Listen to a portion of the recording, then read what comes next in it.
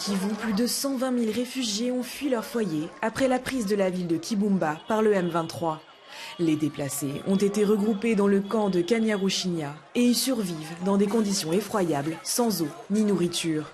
La région, ravagée par 30 ans de guérilla entre Kinshasa et le M23, est à nouveau le théâtre de violents combats. Depuis le 10 novembre, l'armée régulière affronte les rebelles pour le contrôle de Goma, la capitale régionale. La peur et l'angoisse sont le quotidien des rescapés, car les rebelles gagnent du terrain chaque jour. Nous craignons maintenant que les rebelles arrivent ici près de la ville. J'avais fui mon village, mais en arrivant à Kibumba, il y avait aussi beaucoup de coups de feu. À la fin, je me suis retrouvé ici. Mais avant-hier, des soldats ont ouvert le feu ici aussi, et on a encore fui vers Goma. Nous sommes revenus ici et c'est la souffrance. Je suis assis ici maintenant, mais je n'ai nulle part où dormir. Ma femme et moi allons dormir ici, et là je suis en train de construire un abri pour mes enfants. J'ai préféré qu'ils soient juste à côté de moi pour qu'en cas d'attaque, nous puissions fuir tous ensemble.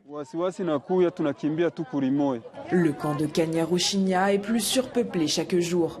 Le nombre de malades augmente et le personnel soignant est totalement débordé. Nous sommes passés de 10 consultations par jour jusqu'à arriver à 400 consultations par jour.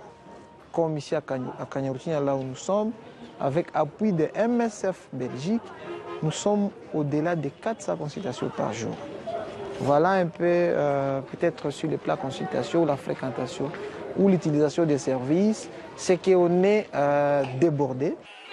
Le Bureau de la coordination des affaires humanitaires des Nations Unies a enregistré plus de 300 mineurs non accompagnés ces derniers jours. Elle prévient aussi que plus de 630 000 personnes ont besoin d'une aide humanitaire dans la province.